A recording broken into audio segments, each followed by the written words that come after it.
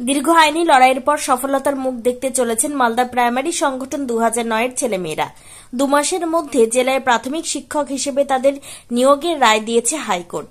তাই এই রায় হাতে পেয়ে শুক্রবার সকাল আনুমানিক 11টা নাগাদ মালদা প্রাইমারি সংগঠন 2009-এর ছেলেমেয়েরা কোতোয়ালি ভবনে গিয়ে সংবর্ধনা শুভেচ্ছা জানালেন জেলা কংগ্রেসের সহ-সভাপতি তথা দক্ষিণ মালদার কংগ্রেস প্রার্থী ঈশা খান চৌধুরীকে। আজ আমরা সকলে উপস্থিত হয়েছি যে আমরা 2009 সাল থেকেই ভুক্তভোগী, কারণ এই নিয়োগটা জেলার জন্য ছিল। বর্তমান সরকার এসে পুনরায় আমাদের পরীক্ষা নেয় 14 সালে, তখন আবার আমরা পরীক্ষা দিই, 15 সালে প্যানেল হয়। সেই তখন থেকে আমাদের এই লড়াই চলছিল সাংগঠনিকভাবে, যেন জেলার ছেলেমেয়েরা আমরা জেলাতে চাকরিটা পাই এবং এই নিয়োগটা যেন কমপ্লিট হয়। এই লড়াইয়ের মাঝে বিভিন্নভাবে আমরা সহযোগিতা পেয়েছি জেলা কংগ্রেসের, বিশেষ করে আমাদের সম্মানীয় ব্যক্তি মাননীয় ঈশা খান চৌধুরী মহাশয়, যিনি যখন আমরা এখনও মনে আছে ডিএম বিল্ডিংয়ের সামনে যখন আমাদের অনশন চলছে, প্রশাসন নির্বিকার, সেই সময় আমাদের মেডিকেল ক্যাম্পের যখন ব্যবস্থা নেই, তখন উনি আমাদের পাশে থেকে সার্বিক যত রকমের ওনার ক্ষমতার মধ্যে সহযোগিতা করা এবং ডিএমের সঙ্গে বারবার আমাদের শারীরিক বিষয় নিয়ে আলোচনায় বসা এবং প্রতিদিন ওনার কর্মব্যস্ততার মধ্যেও আমাদেরকে উনি সময় দিয়ে গেছেন। এরকম নানা রাজনৈতিক ব্যক্তিদের আমরা সহযোগিতা পেয়েছি। তাই আজ আমরা যেটা করেছিলাম, আমরা বরকত সাহেবের এখানে এসে সমাধিতে এসে পুষ্পার্ঘ অর্পণ করেছি।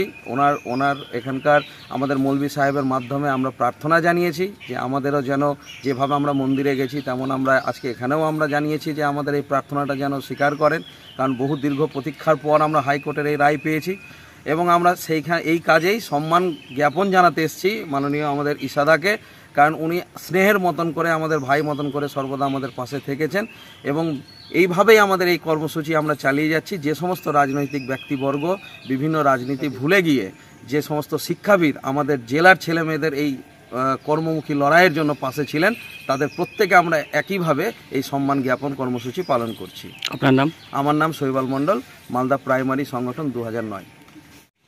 আজকে আমরা খুব খুশি যে আমার সঙ্গে প্রাইমারি শিক্ষকের যারা পরীক্ষা নিয়েছে, যারা প্রতিবাদ করছে 2009 সাল থেকে, ওরা এখানে এসে আমাকে হাতে দিয়েছে একটা হাইকোর্ট রায় এপ্রিল মাসের এই বছরের, যেখানে লেখা আছে যে নিয়োগ করতে হবে 300 জন আমাদের মালদার ছেলে মেয়েরা, যারা অনেক বছর প্রায় 14 বছর হয়ে গেছে প্রাইমারি স্কুলের শিক্ষকদেরকে এখান থেকে নিয়োগ নিতে হবে।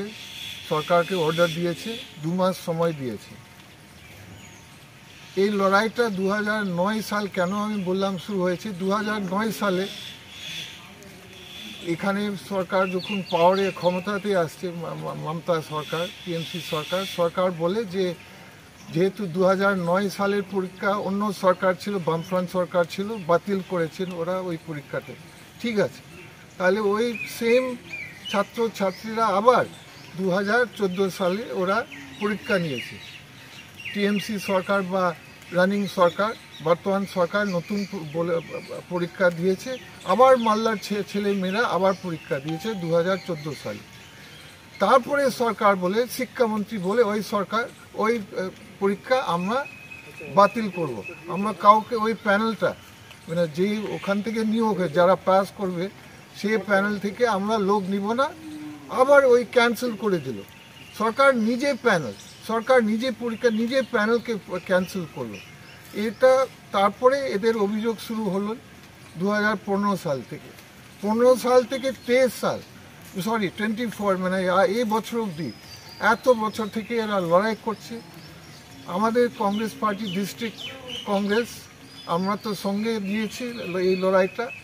আমরা ডিএম বিল্ডিংয়ের সামনে অনেকবার আমরা এদের সঙ্গে প্রতিবাদ করেছি এবং আমাদের বিধানসভাতে আমাদের লিডাররা যারা আছে কংগ্রেস পার্টি, যেমন মান্নান সাহেব, যেমন আমাদের হাই লিডার, বারবার আমরা এই বিষয়টা তুলেছি বিধানসভাতে যে এটা কেন আপনারা এরকম কেন করছেন। এরা লিগালি নিয়মে ন্যায়ে এরা পরীক্ষা নিয়েছেন, এরা পাস করে। আপনি 2009 ক্যান্সেল করেছেন, আপনি 2014 সাল আপনার সরকার যে পরীক্ষা নিয়েছে আবার এরা পরীক্ষা নিয়েছে, পাস করেছে, ভালো রেজাল্ট পেয়েছেন, আপনারা সুযোগ দেয়নি। তারপরে কিন্তু শিক্ষামন্ত্রী সে সময় যে এখন জেলে আছে পার্থবাবু, উনি সে বিধানসভাতে বলতেন, আমাদের লিডারদেরকে, কংগ্রেস লিডারকে বলতেন, আপনারা ছেলেদের, মালদার ছেলেদের মেয়েদের খারাপ করছেন, আপনারা মিসগাইড করছেন।